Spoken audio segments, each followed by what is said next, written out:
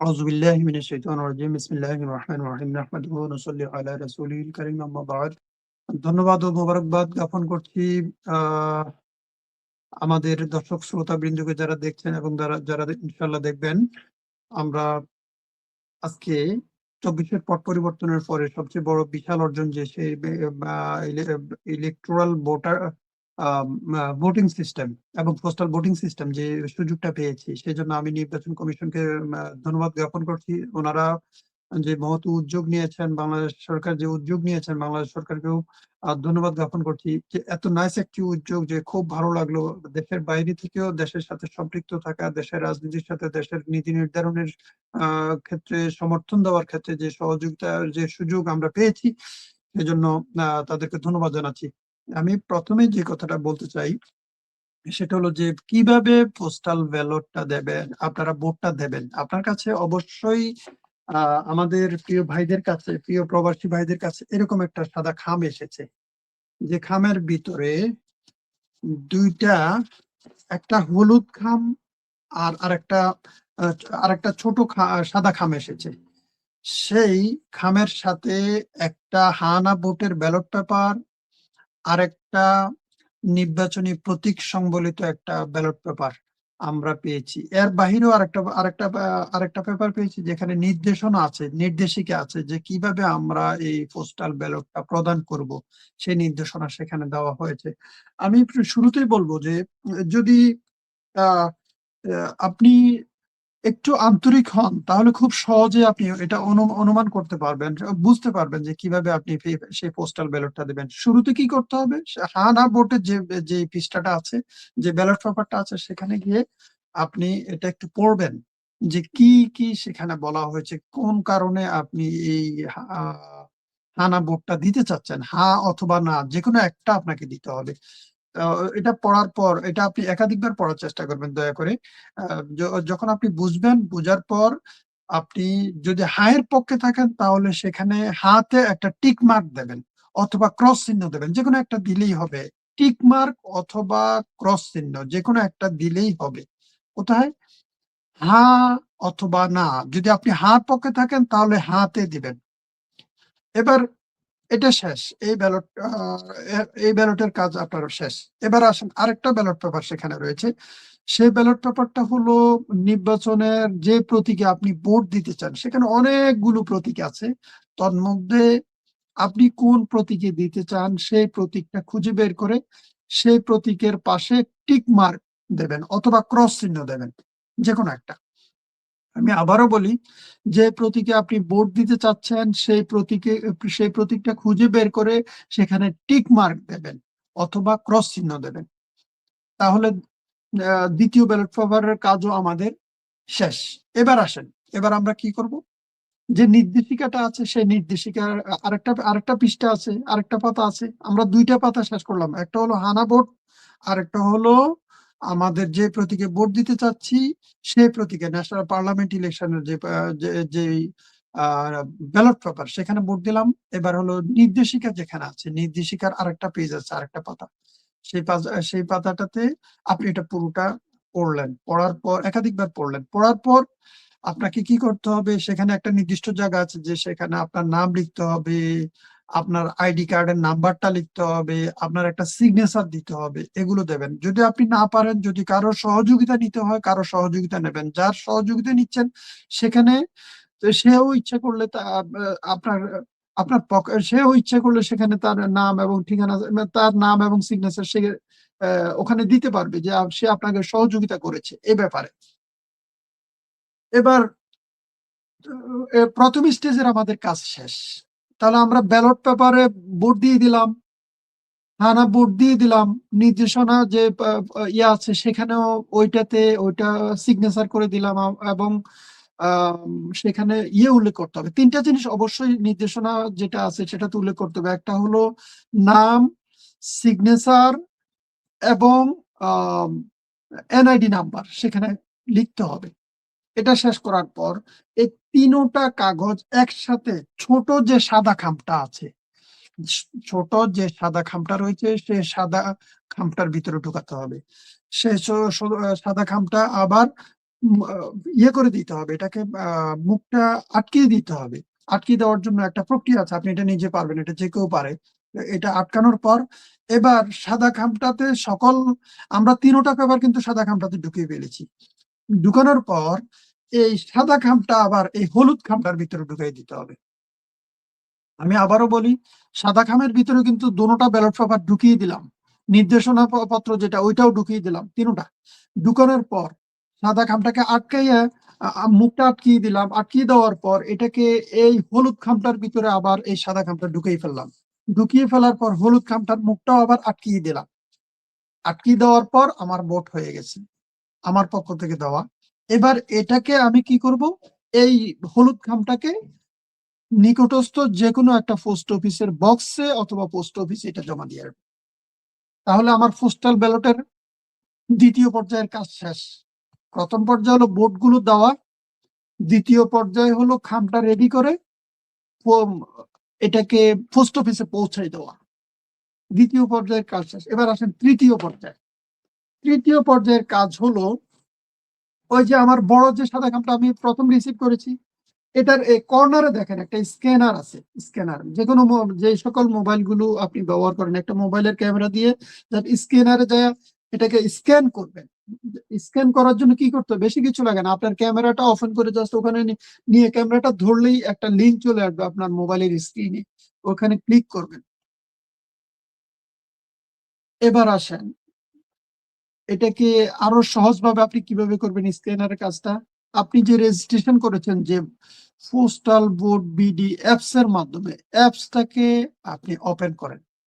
ওখানে হয়তো আপনাকে অ্যাপসটা ওপেন করার সময় বলবে যে আপডেট করার জন্য, আপনি সেটা আপডেট করবেন। আমি আমার এই মোবাইলে নেই, না হয় দেখাতাম। সেখানে আপডেট করবেন। আপডেট করার পর আপনার যে মোবাইল নাম্বার দিয়ে এটা রেজিস্ট্রেশন করেছেন অথবা যে ইমেল দিয়ে রেজিস্ট্রেশন করেছেন সেটা দিয়ে এটাতে ঢুকবেন। ঢুকে সেখানে ঢুকার পর যদি ঢুকতে সমস্যা হয় তাহলে আপনার পাসওয়ার্ড রিসেট করতে পারবেন, সুযোগ আছে। যদি নিজে না পারেন কারো সহযোগিতা নিয়ে করবেন, ইনশাআল্লাহ বহু বাংলাদেশি ভাই আছে আপনাকে সহযোগিতা করবে, ভাই বোনেরা সহযোগিতা করবে। তাহলে আমরা এবার অ্যাপসে ঢুকলাম। ঢুকার পর প্রথমে একটা সেলফি চাইবে, আপনি সেলফি দিলেন। একটা ফেস রিকগনিশন চাইবে, ফেস রিকগনিশনটা প্রথম দেবেন। দেওয়ার পর মানে আপনি যে ওই রেজিস্টার্ড যে নাম্বার দিয়ে আপনি ঢুকছেন, আপনি যে রেজিস্টার্ড, এটা ওরা প্রথম কনফার্ম হতে চায়, নিশ্চিত হতে চায়, সেজন্য আপনার ফেস রিকগনিশন পিকচারটা নেবে। এইভাবে একদম স্বচ্ছ আলোর মধ্যে এটা করতে হয়। এটা আলো জ্বালিয়েও আপনি করতে পারবেন, লাইট জ্বালিয়ে। এটা করানোর পর দ্বিতীয় যে কাজটা আপনাকে করতে হবে, একটা সেলফি চাইবে। এটা স্টেপ বাই স্টেপ, একটার পর একটা একটা করলে তারপর বলবে যে পরবর্তীতে যান। এরপরে সেলফি চাইবে, সেলফি দিলেন। সেলফি দেওয়ার পর এবারে বলবে যে এটা স্ক্যান করার জন্য। ওই যে আপনি সাদা খামটা যে পেয়েছেন অথবা হলুদ খামটা যে আপনার কাছে আছে, এই দুইটা একই স্ক্যান। জাস্ট আপনি এটা স্ক্যান করবেন। এই যে ইয়াটা স্ক্যানারটা, এই যে স্ক্যানারের যে চিহ্নটা আছে এটাতে স্ক্যান করতে বলবে। ওই যে অ্যাপস এর মধ্যে আপনি স্ক্যান করবেন। স্ক্যান করার পর ওরা এটা ভেরিফাই করবে। অটোমেটিক হয়তো কয়েক সেকেন্ডের মধ্যে এটা ভেরিফাই হয়ে যাবে যে হ্যাঁ আপনি ভোট আপনি ব্যালট পেয়েছেন। এটা ওরা নিশ্চিত হয়ে গেল ওদের সিস্টেমে, বাংলাদেশ ইলেকশন কমিশনের সিস্টেমে অটোমেটিক ওখানে এটা আপনার এই ব্যালট লিংক হয়ে গেল। এবার বলবে যে আবার আপনার ফেস রিকগনিশন নেওয়ার জন্য আপনার ওই অ্যাপস এর মধ্যে আপনি এটা নিলেন, এভাবে এটা নিলেন, এভাবে লেফট সাইড রাইট সাইড হাসি, এরপরে আবার লেফট সাইড, এভাবে নেওয়ার পর এটা অটোমেটিক বলবে যে পরবর্তী স্টেজে যান। ক্লিক করবেন। পরবর্তী স্টেজে গিয়ে আপনাকে কি করতে হবে, বলবে যে সেলফি দেন। আবার আপনার বডির মানে ফেসের সেলফি নিতে হবে। নিলেন, নেওয়ার পর এরপরে বলবে যে পরবর্তী স্টেজে যান। তো এই স্টেজ গুলো শেষ করার পর এরপরে বলবে যে আপনাকে ভোট দেন। তখন আপনি সেখানে ভোট দেন যেখানে, ওখানে আবার ক্লিক করবেন। ক্লিক করার পর সেখানে কিন্তু শো করবে আপনি কোন আসনের প্রতিনিধি কে ইয়ে করতে চাচ্ছেন, আপনি আপনার নাম ঠিকানা কি এখানে সব চলে আসবে কিন্তু অটোমেটিক। যখন ওইটা স্ক্যান করবেন, স্ক্যান করার পর পর এটা আসবে। আসার পর আপনি এবার ভোট দেবেন। ভোট দেওয়ার পর আপনার ভোট দেওয়া হয়ে গেছে। ক্লিক করলে ভোট দিলাম, ক্লিক করলেন, ভোট দেওয়া হয়ে গেছে। এবার কাজ হলো ওই যে হলুদ খামটা, এটা আপনি নিকটস্থ পোস্ট অফিসে এটা যে জমা দিয়েছেন, এটা যদি যখন বাংলাদেশ নির্বাচন কমিশনের অফিসে গিয়ে পৌঁছবে, জেলা নির্বাচন কমিশনের অফিসে গিয়ে পৌঁছবে, তখন আপনার ওই অ্যাপসে আবার শো করবে যে হ্যাঁ, আমরা ব্যালট পেপার বুঝে পেয়েছি। তাহলে এটা কতদিন থেকে করা যাবে? এটা আজকে থেকে ব্যালট পেপারটা পৌঁছতে হবে অবশ্যই নির্বাচন কমিশন, জেলা নির্বাচন রিটার্নিং কর্মকর্তার অফিসে বিকাল ৪টার মধ্যে, ১২ তারিখ, ১২ ফেব্রুয়ারি বিকাল ৪টার মধ্যে এই হলুদ খামটা আপনি যে এটার ভিতরে যে ব্যালট পেপার গুলো দিয়েছেন, এটা অবশ্যই পৌঁছতে হবে ১২ ফেব্রুয়ারি বিকাল ৪টার মধ্যে। অতএব যত দ্রুত পারেন পাঠিয়ে দেন। এটা যে যারা ভোট এখনো দেননি, সুযোগ আছে, আপনি দিতে পারবেন। ১২ তারিখ বিকাল ৪টার মধ্যে এটা গিয়ে পৌঁছলেই হলো। এই ব্যালট পেপারটা ওইখানে গিয়ে পৌঁছলেই হলো। তো আমরা যারা লন্ডনে আছি বা ইউকে তে বা ইউরোপে আছি, সচরাচর আপনি ২৭-২৮ তারিখের আগে দিলেও এটা পৌঁছে যাবে। এটা ওরিড হওয়ার কিছু নেই, দুশ্চিন্তা করার কিছু নেই। বাট যারা অ্যাপস এ রেজিস্ট্রেশন করেছেন, কিন্তু এই স্ক্যানিং কাজ এবং আপনি যে ব্যালট, আপনি যে ভোট দিয়েছেন, এগুলো যদি অ্যাপস এর মধ্যে নিশ্চিত না করেন, তাহলে নির্বাচন কমিশন ব্যালট পেপার পৌঁছার আগ পর্যন্ত বুঝতে পারবে না যে অ্যাকচুয়ালি আপনি ভোট দিয়েছেন। সেজন্য এই অ্যাপস এর মধ্যে যে ধাপগুলো আছে, প্রথম ধাপ, দ্বিতীয় ধাপ, তৃতীয় ধাপ, ওখানে ৩টে স্টেজে কাজ, ধাপগুলো আপনি সম্পন্ন করবেন। করলে যখনই সম্পন্ন করবেন, তখনই বাংলাদেশ নির্বাচন কমিশন জেনে যাবে যে আপনি নিশ্চিত হয়ে যাবে যে আপনি ভোটটা দিয়েছেন। ওনারা বুঝবে, ওনারা ট্র্যাক করতে পারবে যে আপনার ব্যালট পেপারটা কোন জায়গায় আছে, কতটুকু গিয়ে পৌঁছেছে। অথবা যদি কোনো কারণে মিসিং হয়ে যায়, না পৌঁছে, তাহলে এটা ওনাদের দায়িত্ব সেখানে এটাকে কালেকশন করানোর। এটা অতএব আপনি ২ টা প্রক্রিয়া সম্পন্ন করবেন। অনেকে এটা করছেন না। শুধু ব্যালট পেপারটা রেডি করে পোস্ট অফিসে দিয়ে আসছেন। হ্যাঁ, আপনার ব্যালট পৌঁছে যাবে, আপনার ভোট ওখানে পৌঁছে যাবে।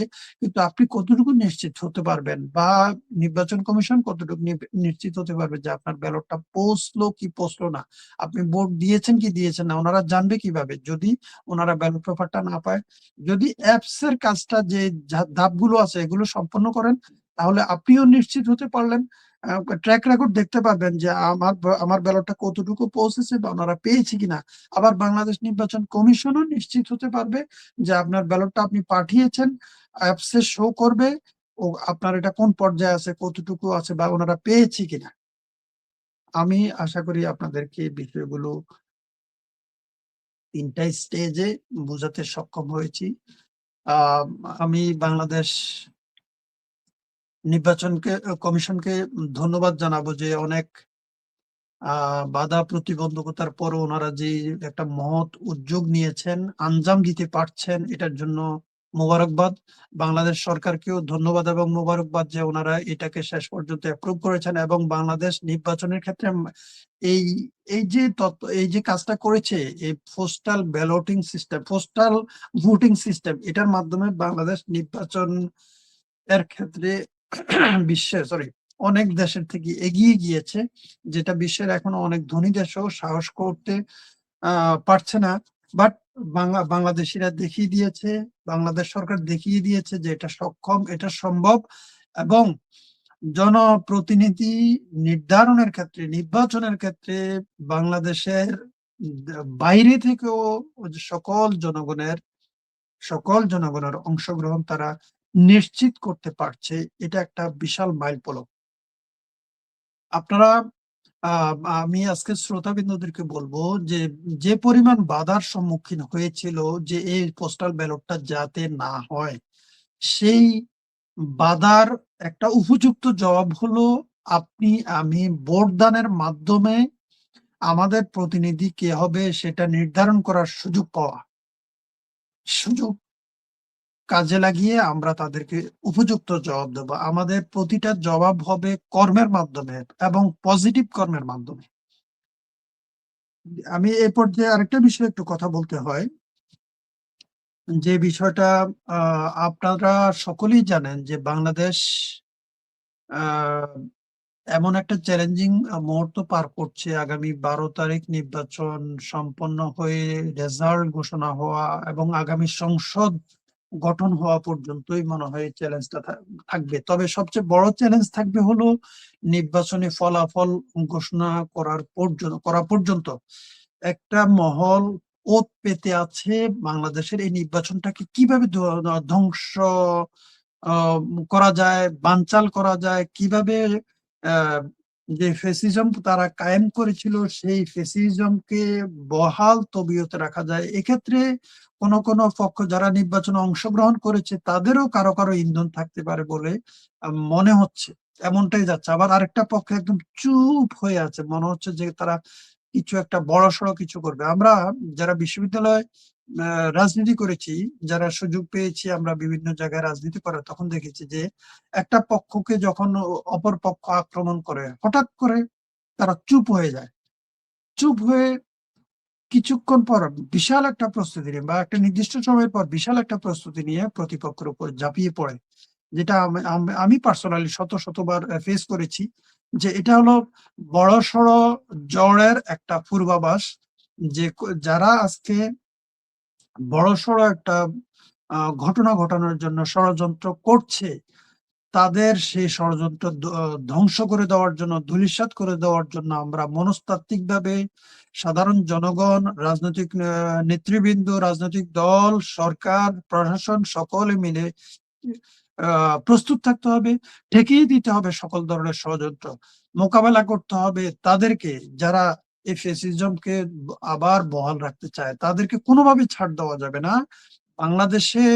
বাংলাদেশের জনগণের স্বার্থে, বাংলাদেশের নিরাপত্তার স্বার্থে, বাংলাদেশের জাতীয় নিরাপত্তার স্বার্থে, ভৌগোলিক অখণ্ডতার স্বার্থে আমাদেরকে সজাগ থাকতে হবে। কোনো ধরনের নির্বাচন বানচালের ষড়যন্ত্র কোনোভাবেই মেনে নেওয়া হবে না। এক বিন্দু পরিমাণ তাদেরকে ছাড় দেওয়া হবে না। আমরা বাংলাদেশ নির্বাচন কমিশনকে অনুরোধ করেছিলাম সেখানে নির্বাচনের সময় বডি ক্যামেরা নিশ্চিত করার জন্য এবং সিসি ক্যামেরা নিশ্চিত করার জন্য, এবং আইনশৃঙ্খলা বাহিনী যারা থাকবেন ওনাদেরকে ইলেকশন কমিশন নির্বাচন কেন্দ্রের বাহিরে, বাউন্ডারির বাইরে যাতে তারা ব্যাপক তৎপর থাকেন। সেখানে যাতে কোনো ধরনের ১ মিনিটের জন্য কোনো ধরনের দুর্বলতা দেখানো না হয়।